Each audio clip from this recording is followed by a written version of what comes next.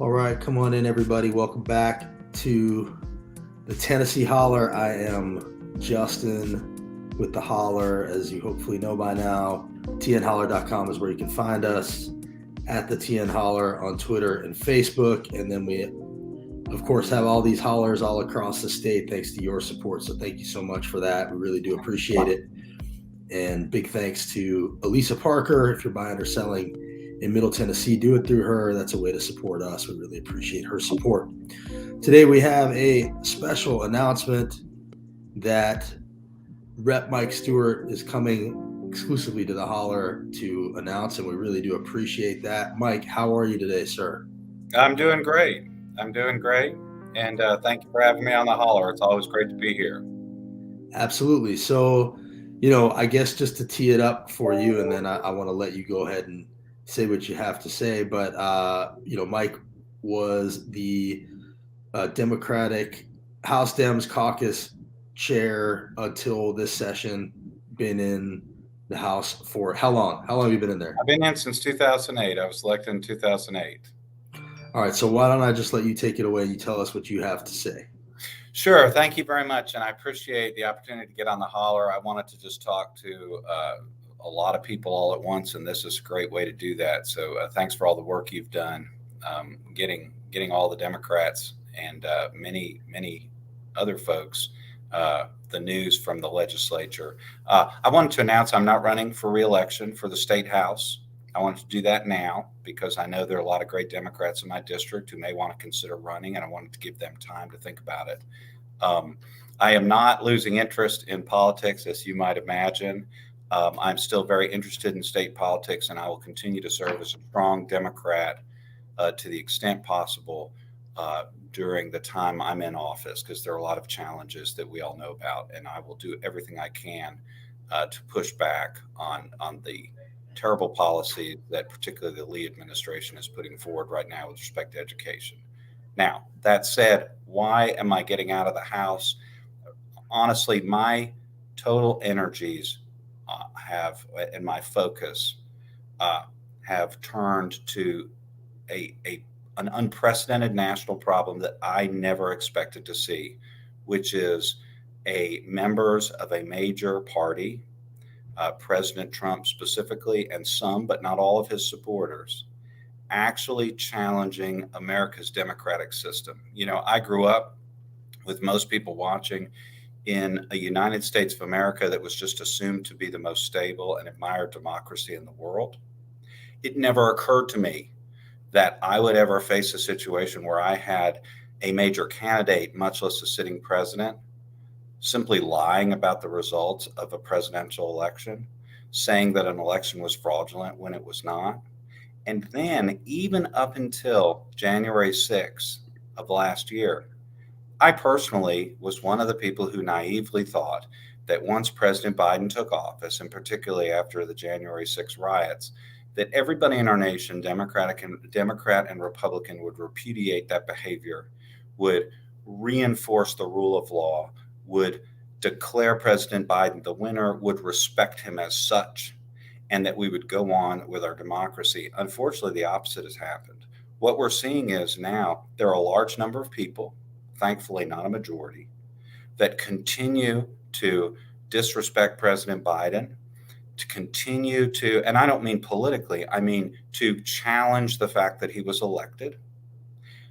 They continue to spread lies about the election being fraudulent, which it was clearly not, and continue really to work to undermine our entire system of democracy. It's the most extraordinary threat to our country that I have personally witnessed in the time that I've been alive. So I just feel like I have to, as a lawyer, as somebody who knows a lot about elections, as an elected official, I have to turn my attention to this, what I view as a national emergency. And I know you want to talk to me about it. I'll just say specific things I'm talking to leaders around the country about are: one, the need to protect our polls. We cannot have a situation in 2022 or 2024 where any Yahoo can just wander in with a claim of fraud and have some credibility. We need to make sure that the record of voting is airtight and monitored, because for the first time in our country's recent history, we have forces that are literally seeking to undermine that process. So we have to have not just general poll watchers, but trained lawyers at every poll. We need to make sure that anti-democratic people, to the extent possible, are not allowed to control state legislatures or election machinery. Again, this is the kind of thing that would have 5 years ago thought only existed in science fiction movies. But yes, right now it's very important to make sure we had actual legislators sitting in state legislatures trying to gin up electors who were not elected by the people of their state to vote for President Trump instead of voting for the people who the people of the state chose. The people of Pennsylvania chose Biden. Yet we had Pennsylvania legislators questioning that. That's totally unacceptable. We need to make sure, to the extent possible, that such people are prevented from having their day. And finally, then I'll shut up and let you question me. We need to have an intellectual battle. I mean, we need to make sure that people like Senator Ted Cruz have a very stark choice. You either uphold our democratic system, or you cast your lot with the people who would destroy America's democratic system with violence and lies. You need to make a choice. This is a time in which American leaders have to make a choice. There's a very clear choice. And this is not, I will say, a choice between Democrats and Republicans. And it's not a choice really between people who support President Trump and people who don't. Look, there are plenty of Republicans I serve with in the Tennessee legislature that have all sorts of views that I don't agree with. But they believe in the democratic system. They were elected by their people, and they have the right to rule, and I don't have the right to challenge that. The only way I can challenge that is by running someone against them and winning. Okay? There are people in the legislature that supported President Trump, but quietly they'll tell you they're appalled by his efforts to undermine our presidential election system and our system of democracy. And so, to me, this is not a matter. We can't just sort people in Democrat and Republican baskets. We have to sort people in two baskets. You're either, like virtually every American leader that's ever served since George Washington, a person who believes in our democracy, or like Senator Cruz, you're not. You are not in that club. People like Ted Cruz, he's just an example of someone who refused to accept the presidential election. They're no longer qualified to participate in our public life. And again, that's not true for lots of Republicans. Vice President Pence courageously stood up for our democratic system. He and I don't agree on much politically, but he did the right thing. And he certainly is still qualified to participate in our public life. I won't vote for him because I'm a Democrat and I'm not for a lot of his views.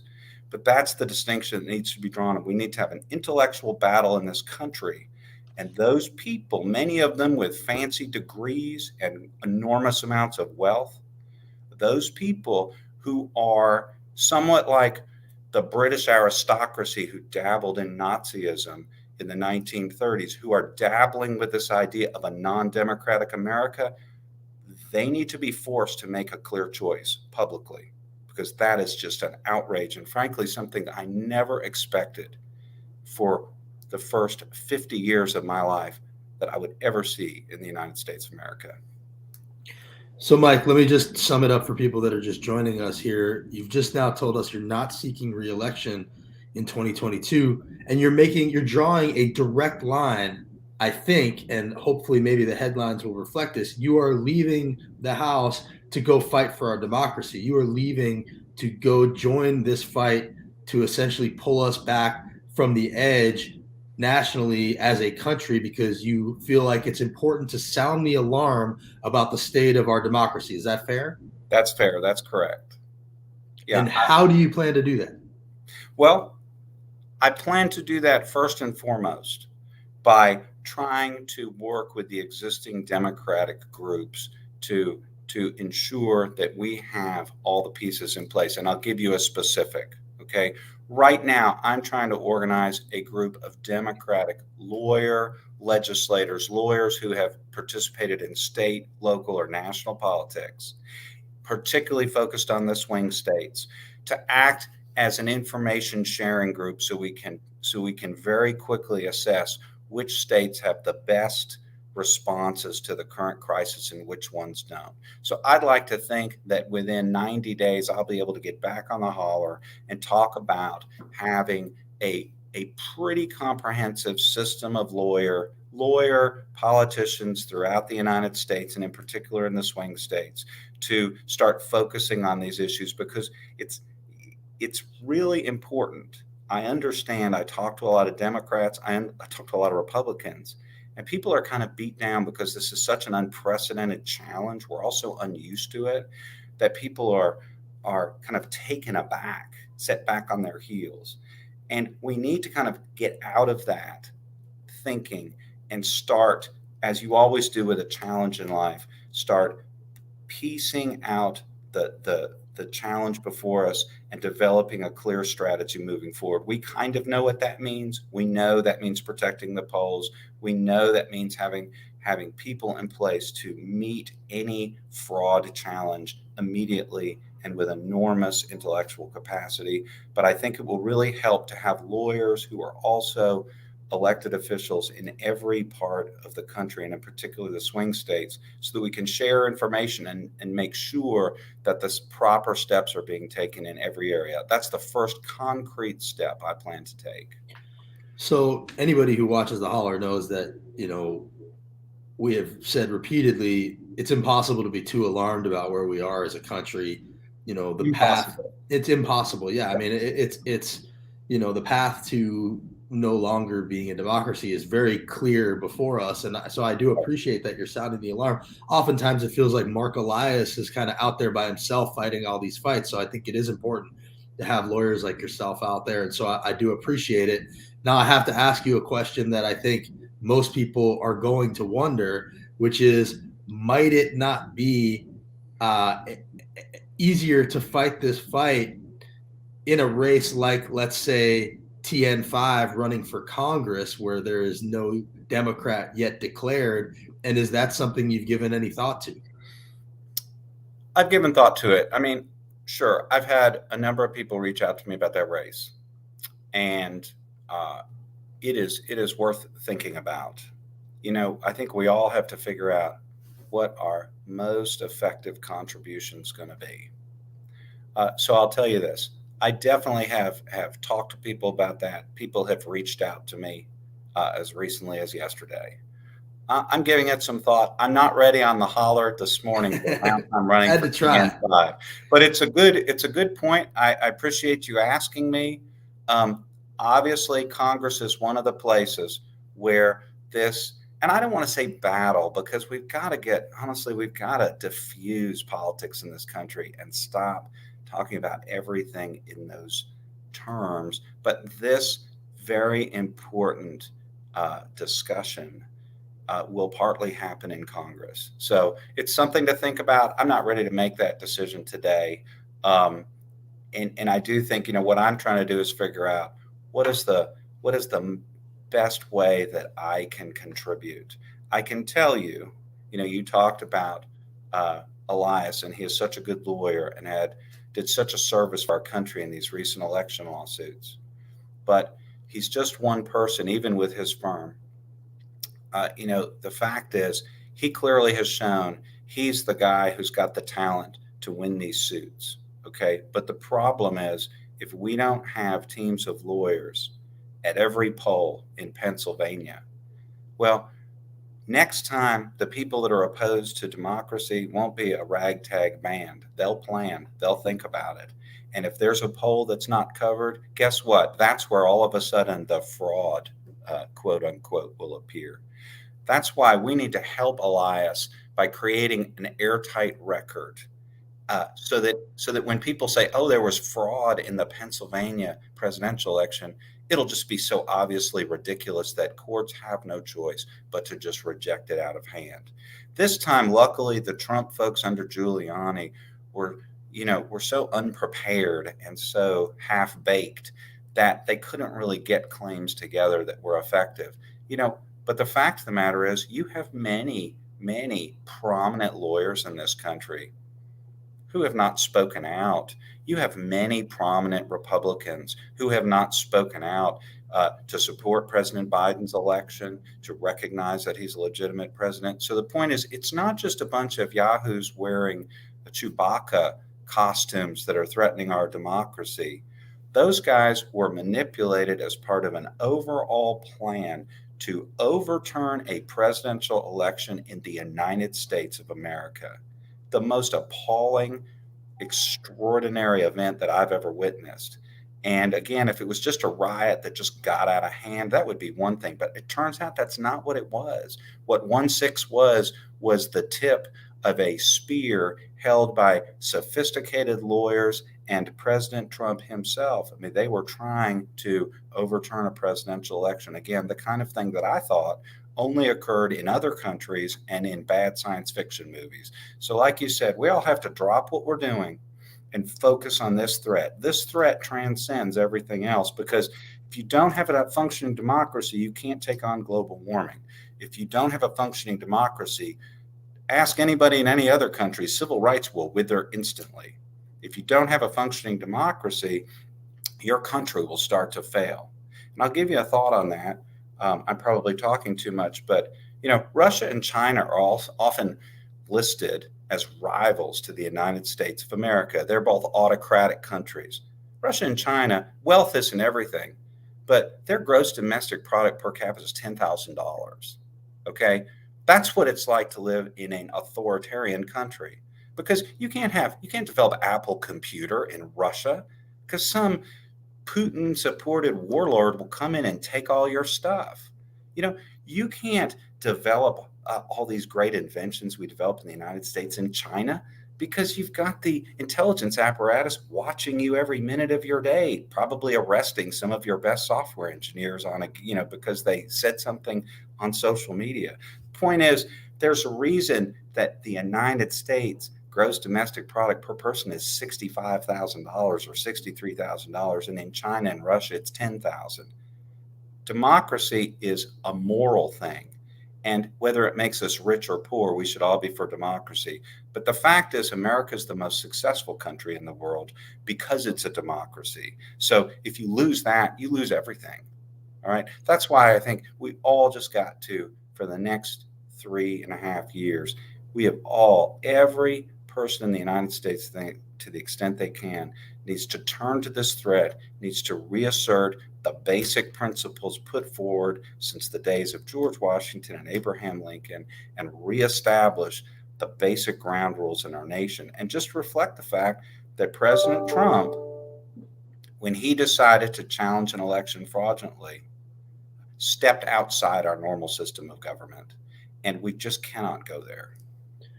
Right. And I think it's important for people to understand that they kind of saw where that effort failed last time, and they've been systematically replacing those people, trying to shore up their efforts for next time, and they will try again, and they will have help. And it's become basically the only issue that matters to the Republican Party is a willingness to say the last election was stolen and be willing to help them next time. And so you're right that this is a coordinated effort, and it is something to be taken seriously. So I think it's really important, and I think you're stressing this, and I think there probably will be coverage of your announcement here. And I hope that the media that covers this draws the connection between your decision to step down and your decision to go fight this fight for democracy. I think it's really important to tie those two things together.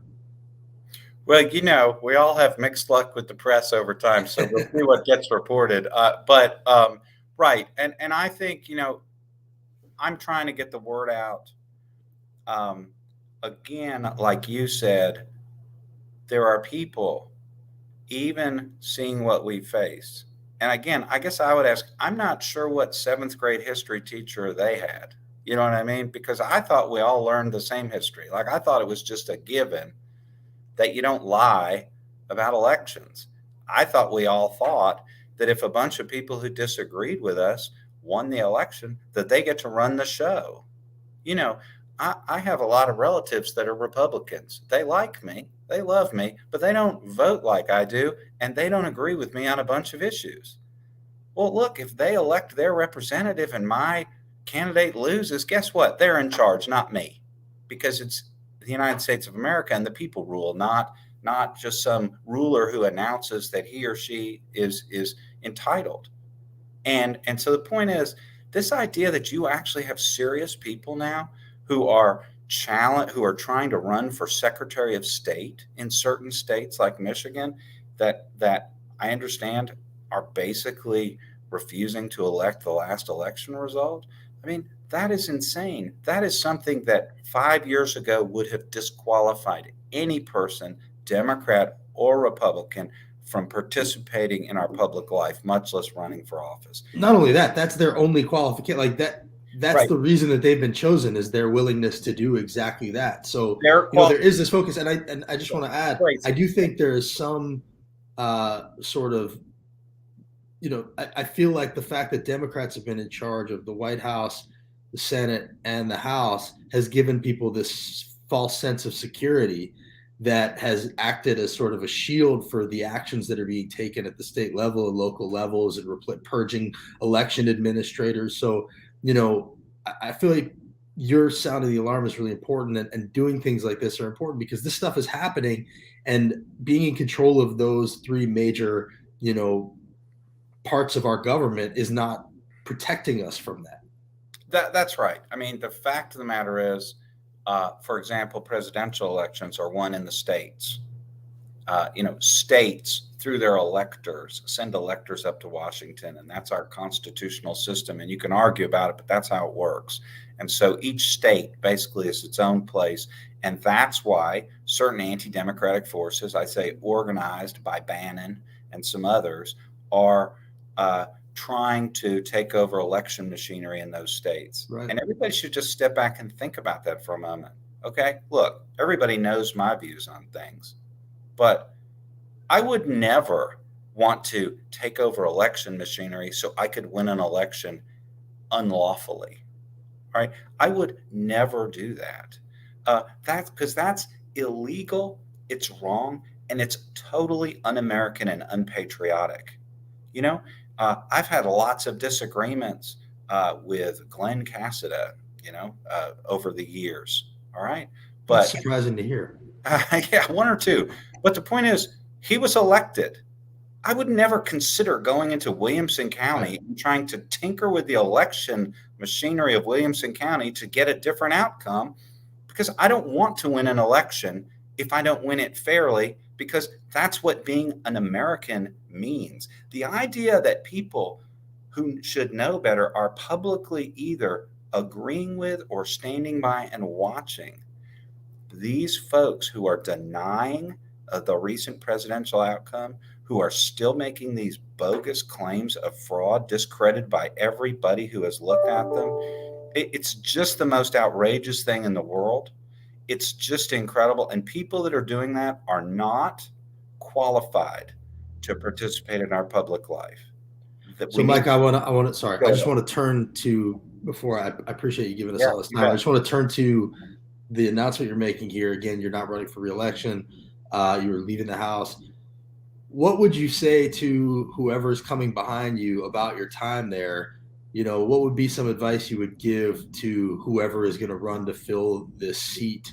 You've been there a long time. You fought the fight. You've been one of the more vocal people that stands up and speaks your mind.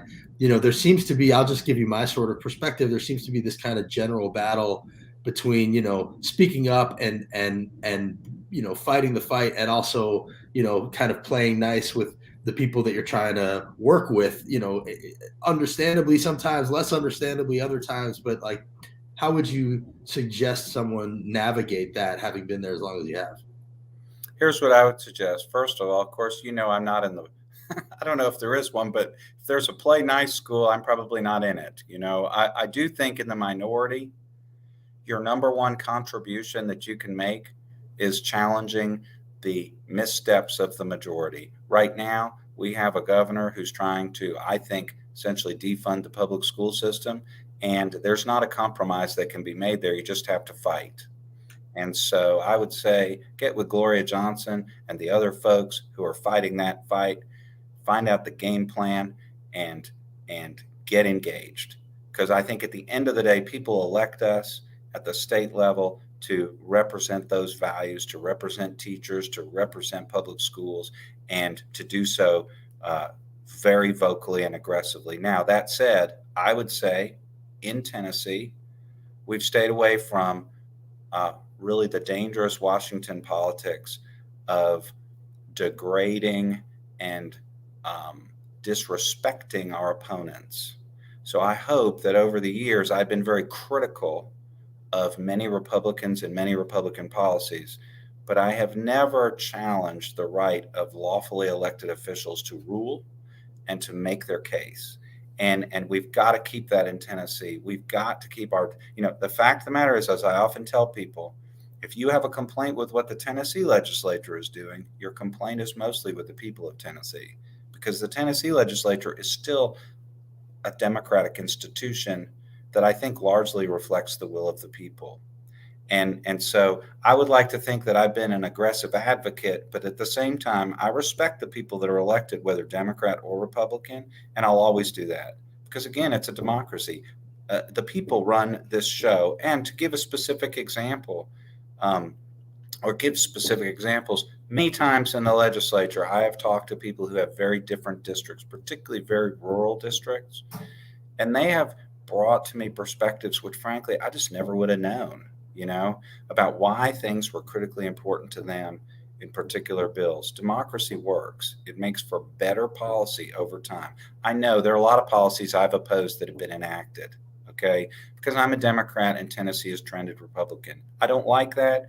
I think over time, though, the people can solve their own problems. What we can't have is a situation where people's ability to solve their problems disappears, as it has in many countries, because the democratic system no longer works.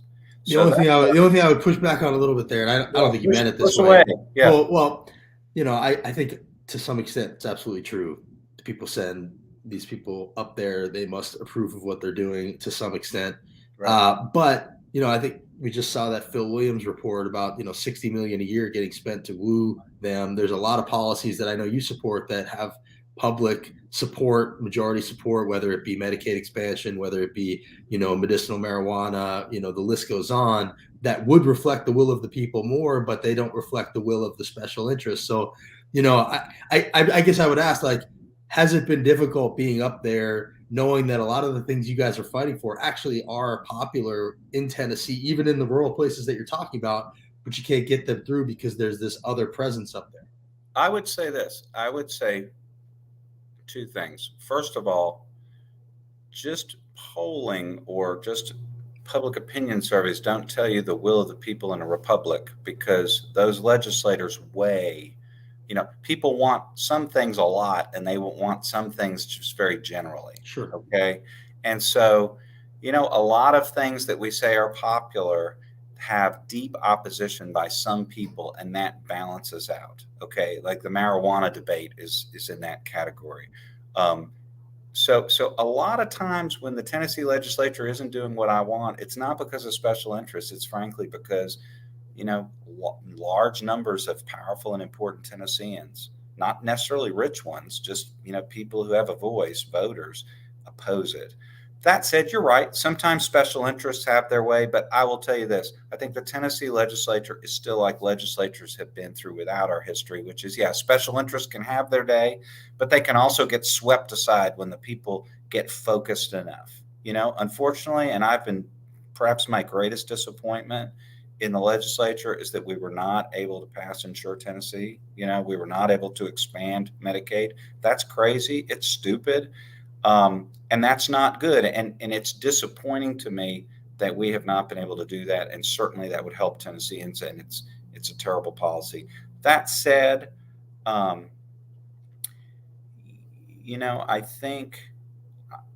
think that overall the Tennessee legislature remains an effective, functioning democratic system. Most of my complaints, most of the things I haven't been able to do, I think my biggest problem has been that Republicans have simply opposed them on ideological grounds. That's their right. Perhaps I'm focusing on this because I see our nation drifting into this anti-democratic world. And, I'll take the normal back and forth of democracy, even with special interests, any day over what we're facing at the national level, which is a direct challenge to our system of government. And the reason I focus on that, and then I'll be quiet, is I do think people watching today, because a lot of people watching your show are very focused, interested people. They're focused on government. We all need to distinguish between normal political battles, even ones that are very hard fought, and the threat to our democracy.